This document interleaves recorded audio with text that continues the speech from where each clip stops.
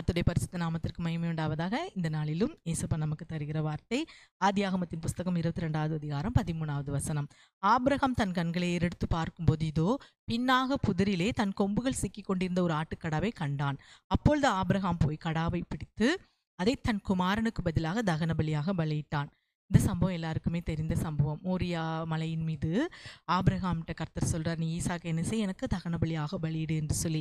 அவங்க 3 நாள் பிரயாணம் பண்ணி போறாங்க. அப்போ ஆபிரகாம்கிட்ட ஈசாக்கு கேட்குறாரு, அப்பா நீங்க பலியிட போறீங்களே, ஆட்டுக்கடா எங்கே என்று சொல்லி.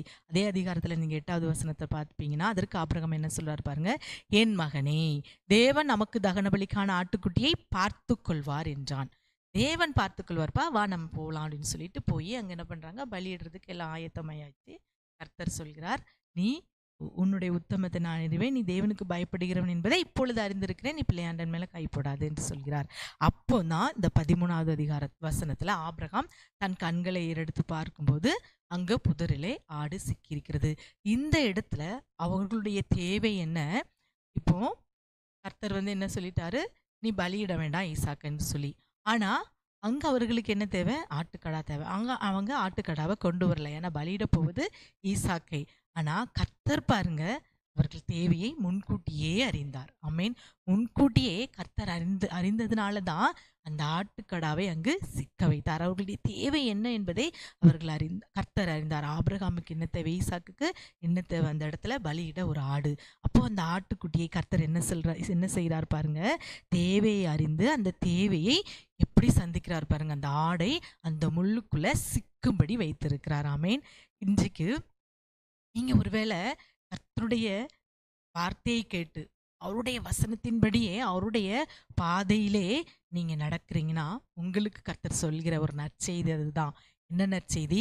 நீங்க அவருடைய பாதையில் அவருடைய வார்த்தையின்படி நடப்பீங்கன்னா உங்களுக்கான தேவையை அவர் பார்த்து கொள்வார். அந்த தேவையை அவர் எப்படி சந்தித்தார்? அந்த ஆடை சிக்க வைத்தார். அந்த ஆடு அதுல சிக்கிக்கலாம இருந்தா அது எங்க போயிருக்கோம்? எங்கேயாவது ஓடி போயிருக்கோம், காணாம கூட போயிருக்கோம். ஆனா அதை சிக்க வைத்தது யார்? கர்த்தர். இன்று அருமையான தேவனுடைய பிள்ளைகளே, உங்களுக்கு தேவையான நன்மை என்ன என்பது ஏசப்பாவுக்கு தெரியும். அந்த நன்மை அவர் என்ன செய்கிறார் பாருங்க, சிக்க வைத்து தருகிறார்.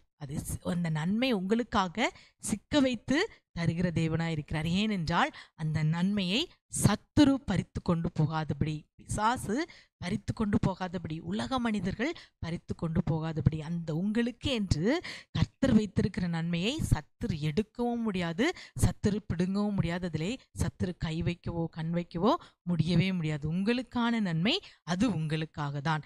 அவர் யெகோவா ஈரா இருந்து அவர் எல்லாவற்றையும் என்ன செய்வார்? பார்த்து கொள்வார். ஆபிரகாம் 14வது வசனத்துல என்ன சொல்றாரு பாருங்க, ஆபிரகாம் அந்த இடத்துக்கு யெகோவா ஈரே என்று பெயரிட்டான். அதனாலே கர்த்தருடைய பர்வதத்தில் பார்த்து கொள்ளப்படும் என்று இன்றும் கூட அர்த்தம் சொல்லப்படுகிறது. ஆகவே கர்த்தர் யெகோவாயிராயிருந்து உங்களுக்கான நன்மையை பிசாசு பறித்து கொண்டு போகாதபடி அவர் உங்களுக்கான நன்மையை உங்களுக்கு ஏற்ற வேளையில் தருவார். ஆபிரகாம் தன் கண்களை என்ன செய்தாராம்? ஏறெடுத்து பார்க்கிறார். ஏற்ற வேளையில் அவர் கண்களை ஏறெடுத்து பார்க்கும்போது அந்த நன்மையை கர்த்தர் காண செய்தாராகவே ஏற்ற வேளையில் கர்த்தர் உங்களை உயர்த்தும்படி அவருடைய பலத்த கரத்திற்குள் ஆபிரகாமை போல அவருடைய பாதையில் நீங்கள் நடப்பீங்கன்னா அவர் உங்களுக்கான நன்மையை சத்துருவின் கையில் சிக்க விடாதபடி உங்களுக்கு எதிராய் இன்றைக்கு மனிதர்கள் இங்கே உயர்ந்துட்டு வரும்போது அதற்கு எதிராக குழி வெட்டுறாங்களா, அந்த குழியில உங்களுக்கான நன்மையை அவர் புதைக்க மாட்டார். அதற்காக தான் அந்த நன்மையை அவர் சிக்க வைத்திருக்கிறார். உங்களுக்கான நன்மை கர்த்தருடைய கையில் இருக்கிறது.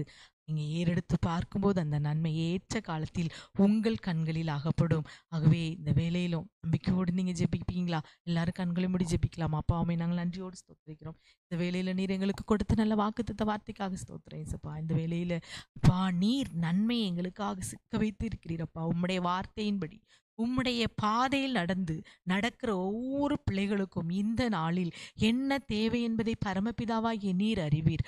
அறிந்து அந்த நன்மையப்பா பிசாசோ மனிதர்களோ பறித்து கொண்டு போகாதபடி நீர் அதை அவர்களுக்கென்று வைத்திருக்கிறீர் தகப்பனே. இன்றைக்கு ஒருவேளை எனக்கான நன்மையை நான் காண முடியலே என்று சொல்லி தவிப்பார்கள் என்றால் இயேசுவே, ஆபிரகாம் கண்களை ஏறெடுத்து பார்க்கும்போது அந்த நன்மையை கண்டான். அதே போல இந்த நாளில் உம்முடைய சமூகத்தில் கண்களை ஏறெடுத்து பார்த்து அந்த நன்மையை காண நீர் கிருபை செய்யும். சீக்கிரமே நன்மையான காரியத்தை கொடுத்து ஆசீர்வதியும் பலப்படுத்தும். வார்த்தையின்படி தேற்றும். இயேசுவின் நாமத்தில் ஜெபிக்கிறோம் நல்ல பிதாவே. ஆமேன், ஆமேன்.